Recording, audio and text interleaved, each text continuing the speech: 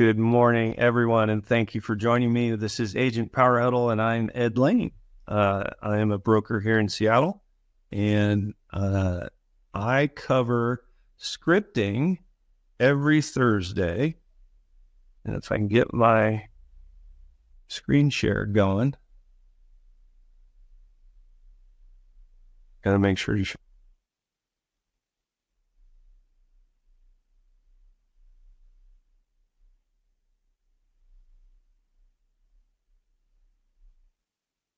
You got muted, Ed.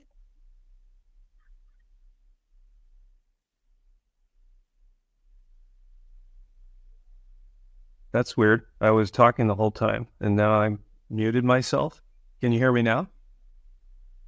Thank you, Autumn. Let me get back over here. So Thursdays we cover scripting, and today we're actually going to cover one of my favorite topics, which is how to convince a seller to be realistic about pricing their home. And it's a really important skill, because think about it. How many times have you gone into somebody's house and they either just have the flat wrong opinion of value, or even more commonly, they look at you like this is a negotiation. So when you say, what do you think your home's worth? They start artificially high because they think you're going to try and knock them down a peg, right? Well, you're sort of set up for failure there, because now you're in a position of persuading, and you don't ever want to have to persuade a seller. You want to let the market teach them that lesson. So we use this technique called the Color Picture CMA Tour, and I'm going to walk you guys through that right now. So let me get it open. I have too many files open. There it is. All right. So I'm going to hit play. This is only 17 minutes long. Please confirm that you can hear the audio, because I did share it. I want to make sure. All right. So today we're going to cover what's can all hear that, right? Our Color Picture CMA Tour. And I want to kind of give a little bit of a description, because what happens a lot of times is realtors will come with, a printout of comps, and they'll have a conversation. The problem with that is you're trying to persuade, right? You're trying to convince somebody that their home's worth a certain number. And more often than not, the seller's opinion, or at least their hope, is that it's actually worth more, right? So you're kind of beating them over the head with data. We're going to use the exact same data. We're just going to do it with a little different spin. And we're actually going to invoke some of the psychology behind persuasion. So I'm going to share my screen, and I'm going to show you how we do this. And I'm going to describe what I'm doing and how I'm doing it, so that you can kind of see and understand how it works. So let's share screen. Okay. So what I have on the screen is a CMA that I've done for a property that I'm going to go meet with a seller next week on.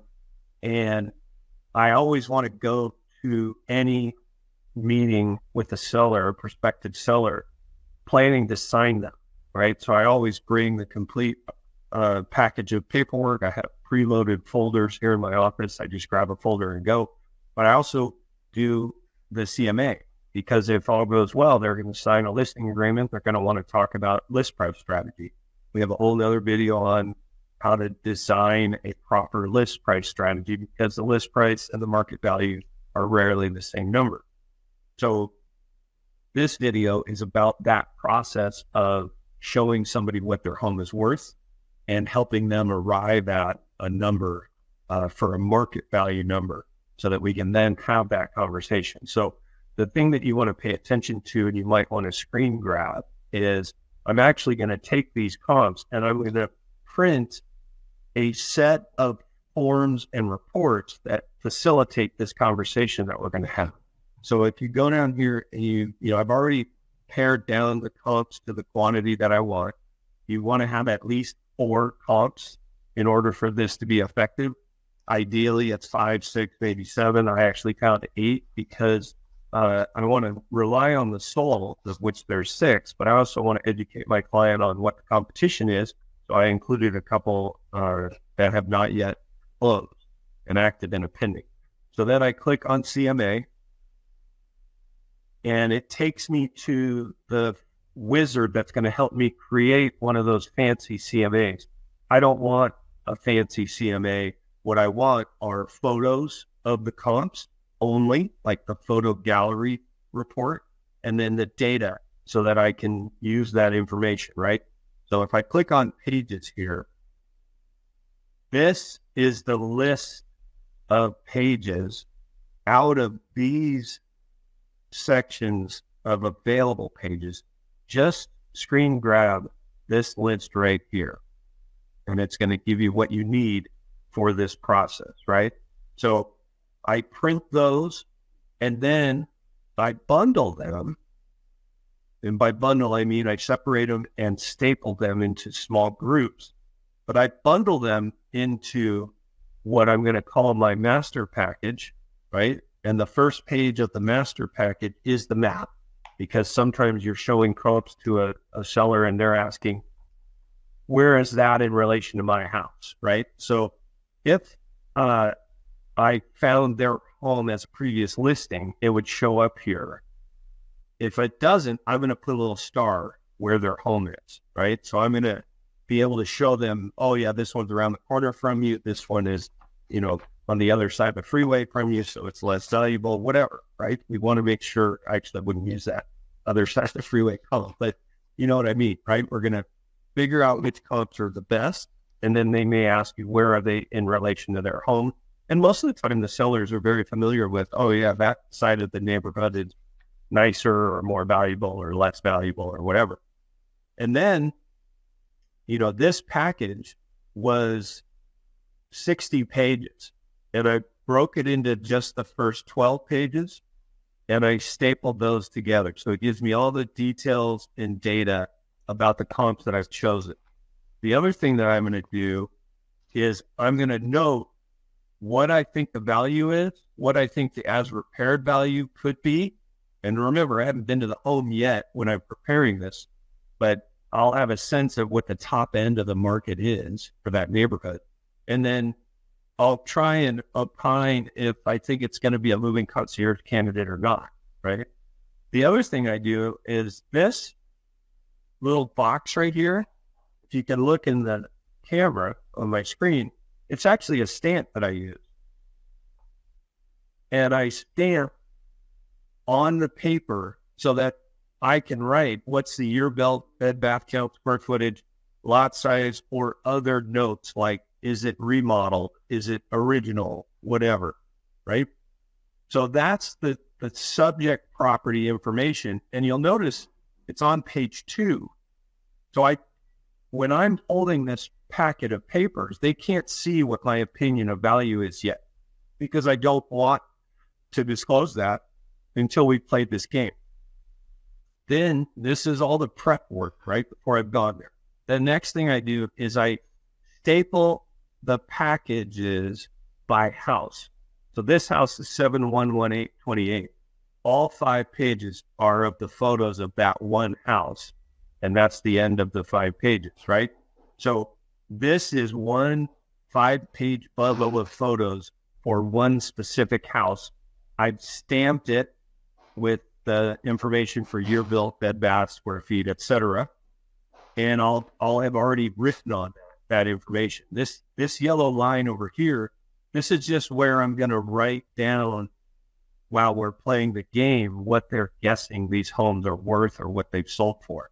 So I put that little stamp on all 8 of these cards, you can see. And these individual packages are all stapled one house together at a time. So it might be 4 pages of photos, might be 5, it could be 2.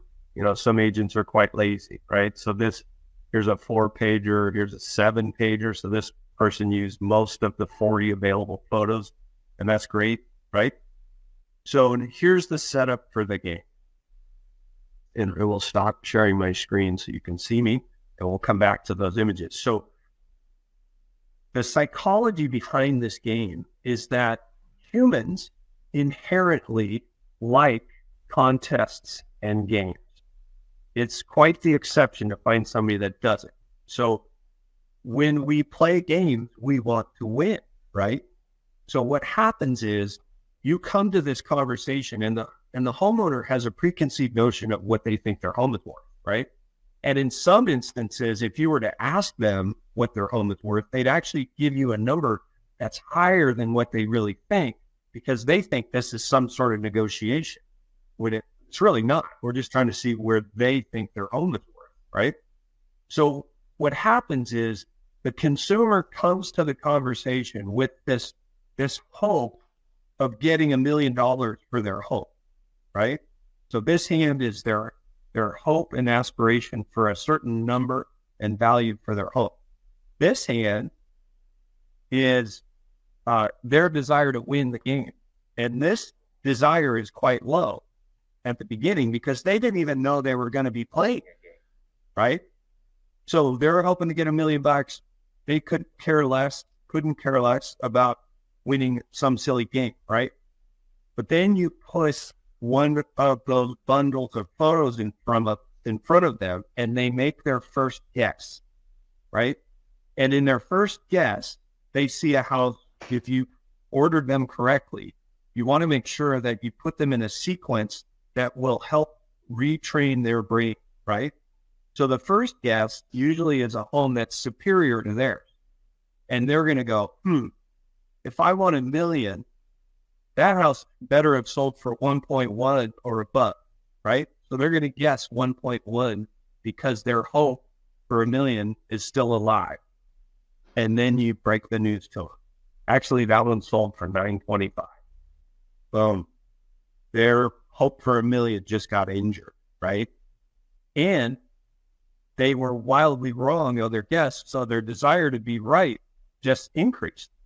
And what happens is, as you show them numbers 2 and 3 and 4 comps, hopefully 5 or more, they get to where they're guessing correctly and they realize their home is not going to be worth $1 million. Does that make sense? Right? So you really need at least 4 comps in order for that evolution to occur. Otherwise, they're going to cling to the $1 million hope. So let me go back to the data and show you what I mean, right? So they don't really see this master package, right? They're just going to get this first set of comps. They're going to see down here that it's a similar age home. It might have similar beds and baths. Hopefully it does. The square footage is hopefully within 20% bigger or smaller. And then on this one, as you can see just from these photos, down here, I would put the lot size and I would put that it's been thoroughly remodeled, right? Sometimes I'm writing that only the kitchen's been updated, or maybe the kitchen hasn't, but the bathrooms have, or whatever. So I sort of quantify what sort of updates the homeowner has made. This particular house, I might write 100% remodel, right? Because remember, you're now sitting in their home, and we already know it is or it isn't updated at all, or maybe it's somewhat, right? Updating is a continuum. And so homes are going to be somewhere on that continuum, and you're trying to quantify for them while they're looking at these images, whether it's 100% or it's just bedrooms and bathrooms, but nothing else, kitchen and bathrooms, but nothing else, or whatever. And then what I do is over here, I write their guesses. If it's a husband and wife, I make them both guess. I alternate who gets to go first, because a lot of times spouses will key off of each other, and I'll go, okay, Joe, Susie's gone first every time. Now it's your turn. You guess first, and then Susie will go after you. And then I write below the line the truth. Well, this one actually sold for $925, right? And in a shifting market like we're in, I'll also communicate when it sold, how many days on market, those sorts of things, because those are relevant, right? If this home sold in April, that's before the 200 basis point increase that happened in May of 2022. So we want to make sure we communicate that, right? Because we're going to put less weight on a home that sold during the white hot bidding war market that ended in May of 2022, right? So then we go through this process, and here's comp number 2, a bed, bath, square feet, amount of updating or not, and so on. What do you think it sold for?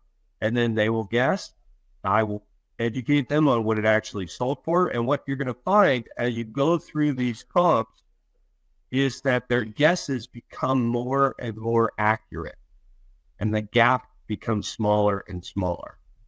And that's what we want, right? Now, sometimes they might say, oh, I know that house. It sold for $998, $888, or whatever it was. That's all right.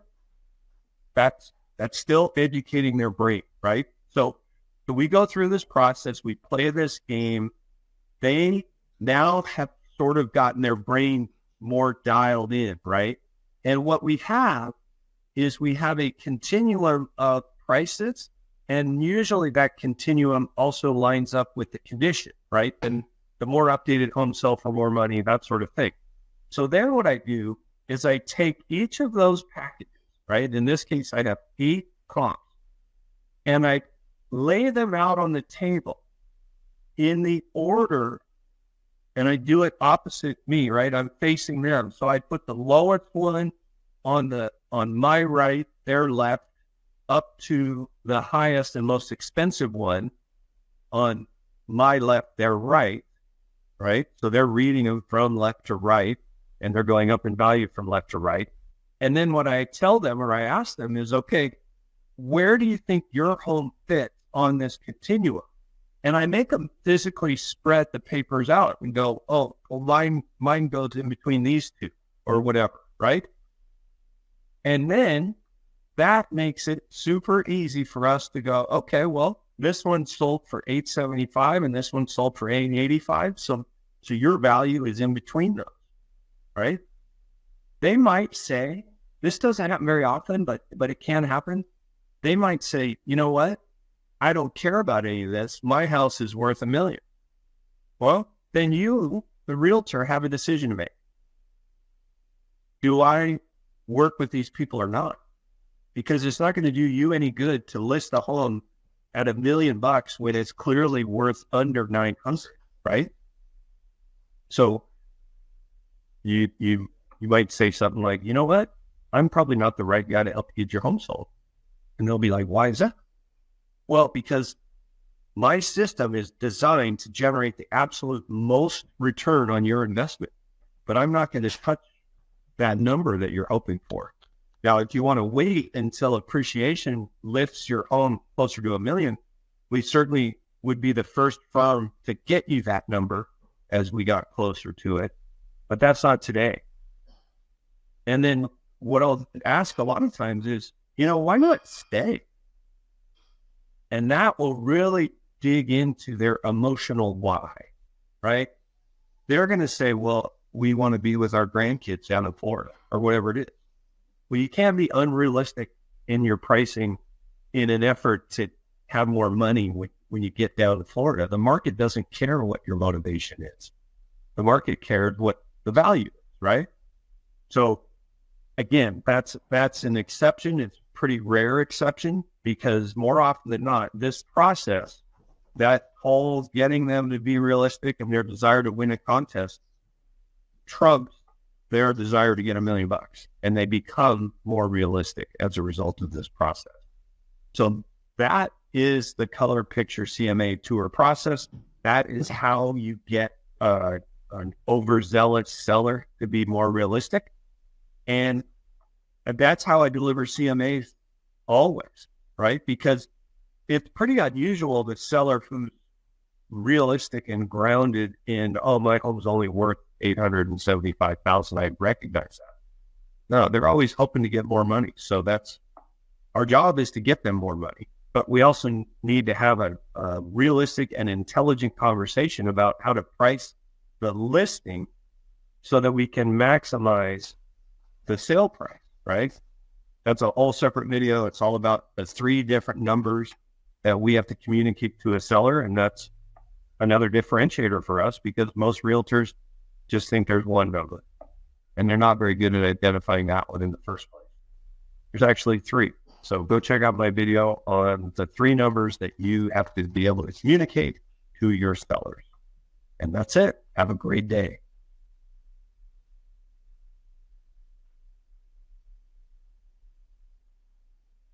All right. Hey, everybody. The ring grew. Nice to see you all. What questions can I answer? Hopefully that was valuable.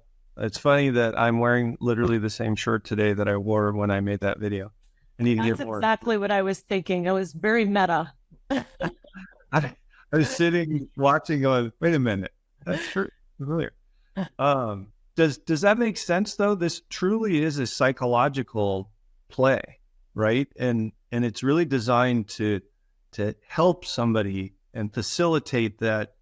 It's almost a grieving process, right? That example of $1 million only being worth 880 or whatever we landed on, they're grieving it, right? And you're giving them a sequence of events that gives them time to work through the 5 stages of grief and get to acceptance. That's what we want, right? I touched on a couple of the dialogues I use at the end, but since Thursdays are about scripting, I'll restate one of them and share another one. You heard me say, why not stay, right? And that's to dig into the consumer's emotional why, which is, in the video, we talked about going to Florida to see our kids, but I'll say, why not stay anytime a seller is being unrealistic. And it's never adversarial. It's just, gosh, I'd love to get you $1 million, but the market is giving us intel that we have to pay attention to. And it's pretty clear that your house is only going to fetch 850 or whatever we landed on. Well, why not stay? And I say it with that tone because that's an authentic, caring, empathetic tone. The other thing I'll say is, hey man, I'd rather disappoint you today than disappoint you later. Right? Because I know the news that we just landed on was disappointing news. And that sort of cements in their brain, it causes them to look into their crystal ball and go, oh God, he's right. What does that look like? And we can talk about it, right? What it looks like is an overpriced home will languish on the market. And then you get into this mode of having to do price reductions. And I do it very visually with my hands when I'm sitting with you in your living room or your dining room. And I go, here's the thing. If we started at a reasonable number, we probably would have triggered a sale right away. But because you want to start at an artificially high number, it's going to languish on the market. And as the days on market extends, the buyers are going to think lowball.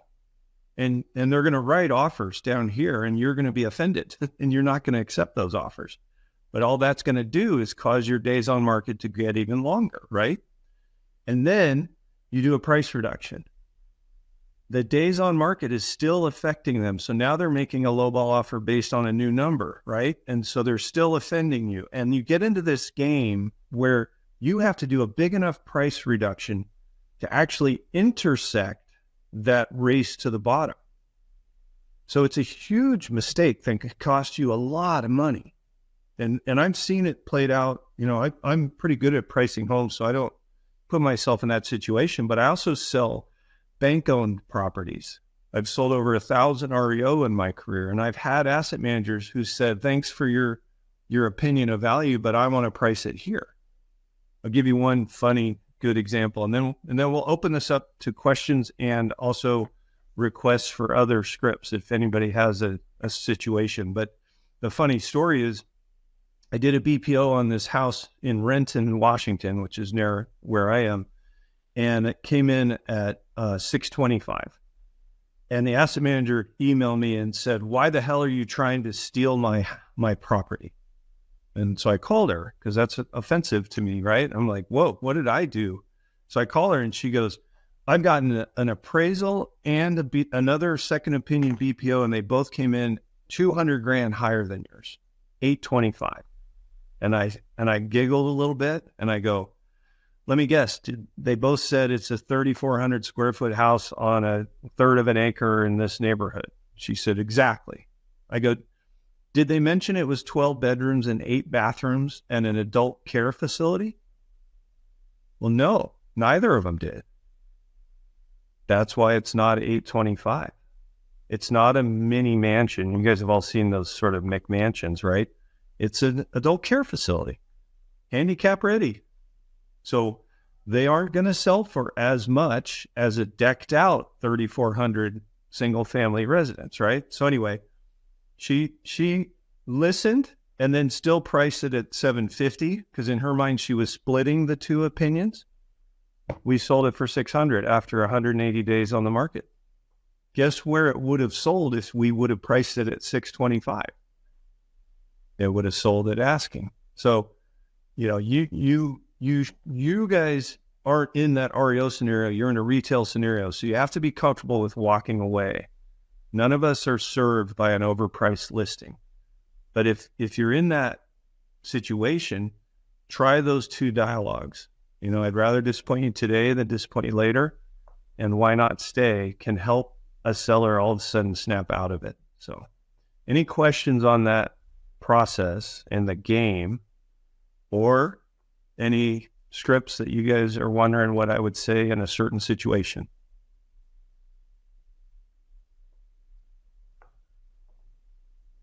Well, you guys have all got it locked in. I like it. Suma, you came off mute. Yeah, I'm mute. Right now I am in a situation where I listed the property as per the comps and suddenly prices dropped by 100K. Ooh. Yeah, so seller wanted to rent it, but they agreed to relist when market improves with us only. But Yeah. it was like, it's a bumper actually, like, you know, yeah. It is. It is. Very, like, you know, it's unimaginable. Yeah. So it CMA'd at one number, and after going on the market, it fell to the other. That's uncommon, number one. Totally uncommon, yeah. Yeah. Totally But, uncommon. you know, we are in a volatile market. Yeah. And it's not so much volatility across the entire market. What I really mean is in some neighborhoods, you can still have bidding wars, and in other neighborhoods, you see the $100,000 price reduction. Buyers are truly driving the market. Yes. And I've been doing this since the 80s. So I've never seen a market like this where it's a seller's market by definition. And we can talk about that for a minute if we want, but it's behaving like a buyer's market because of interest rates. And it's really too bad. You know, it's caused by the Fed and the government overplaying their cards and driving rates down under 3%. But the 50-year average for mortgage rates is 7.2%. And we're in the sixes right now. So it should be a pretty normal seller's market right now due to low inventory. And does everybody know the measure of buyer's market versus seller's market? Like, what's the tipping point? I can cover it real fast if you want. Inventory? Yeah. So Okay. it's a function of months of inventory. And the threshold at which it becomes a buyer's versus a seller's is 6 months of inventory. Yeah. And what's funny is we've had very low inventory for almost a decade now. And they've started sort of redefining it. And now they say, 4 to 6 months. Well, for decades, it's been 6 months. So I still talk about 6 months. And here in King County, where I'm sitting, we are under 2 months. So that's a severe seller's market. But like you guys have all witnessed, you put a house on the market, if it's not a perceived good deal, it's going to languish. If it's a perceived good deal and it's in move-in ready condition, you can get multiple offers. I have a listing going on today that we spent the last 2 weeks trying to get it dialed in. In fact, let me end with this script because this is a pretty effective one for getting sellers to do things to make their home better. And it goes like this. And I literally said this 2 weeks ago to this family. I said, here's the thing. Buyers will come to your home when it's on the market with the list price in their head, right? And then they walk through your home and they see things and they think discount, discount, discount, right? And so So our job, our mission should be to eliminate as many of those discount things as we can. And so that dialogue helped this seller spend, probably close to $30,000 in 2 weeks on painting, landscaping, couple quick repairs, exterior and interior paint on a 2,500 square foot house. That's 15 grand or more by itself. Right. So, it's a very effective dialogue though, because then they think, oh, well, this is going to list for $1.25 million. I don't want to have to sell it for $1.1 million. If the way buyers think is if a house needs 30 grand worth of work, I'm going to ask for $100,000 discount. Or if it needs 20 grand worth of work, I'm going to ask for a $50,000 discount because I'm going to have to deal with it. And that's, a burden on me.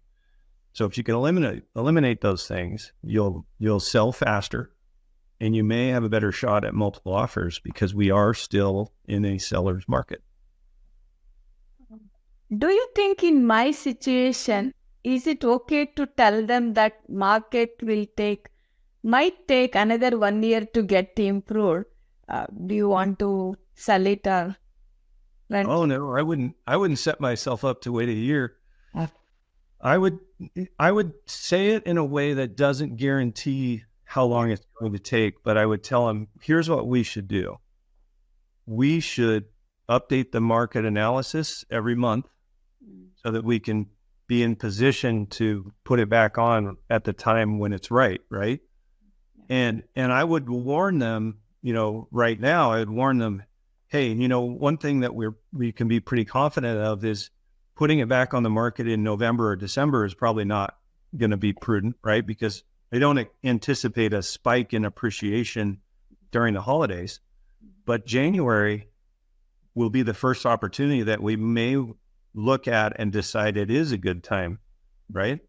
And this is another script that I use a lot at this time of year, which is appropriate for your client. And it's, hey, selling during the holidays it's not a terrible idea, but it's also not ideal because there are fewer buyers in the market at that time. And the buyers that are in the market think that the sellers who are in the market are desperate and have to sell. Yeah. So they get more aggressive, right? So one thing that we do every year is we target the third Thursday of January. And the reason we do that is spring comes sooner to buyers than it does to sellers. Yeah. Right? Because sellers, spring is when the tulips come up in their yard or whatever, right? When the colors return. But buyers, it's January 1st or 2nd when they wake up with a hangover and they have the MLS in their pocket, right? And they start just surfing Redfin or Zillow looking at houses. Yeah. And it's because they've decided that 2025 is going to be the year they buy a house. And we want to take advantage of that. So what we do is we target the third Thursday because then your home can be on the front edge of the wave of new inventory that's coming in and you'll have less competition.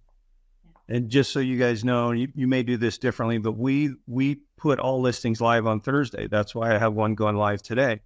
And the logic behind that, just so you know, is when buyers agents want to schedule their showings for the weekend, they typically look on Thursday in case any of the showings are tenant occupied because you have to have 24 hours advance notice for showing.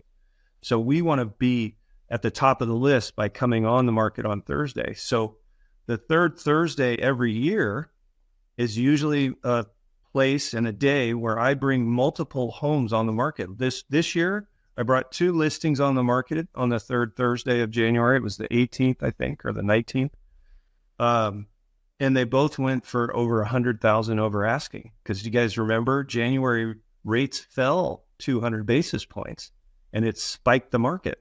So, that's what SUMA needs to be on the lookout for is, the election is going to be behind us. Depending on who wins and who's coming into office, the markets are going to react, and hopefully they react in a good way, which benefits rates. But we won't know until we see it, right?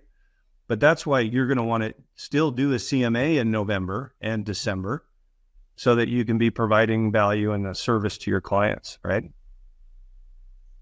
We ran a few minutes long. Kelly, you missed an awesome training today. We crushed it, but it was recorded, so you can check it out.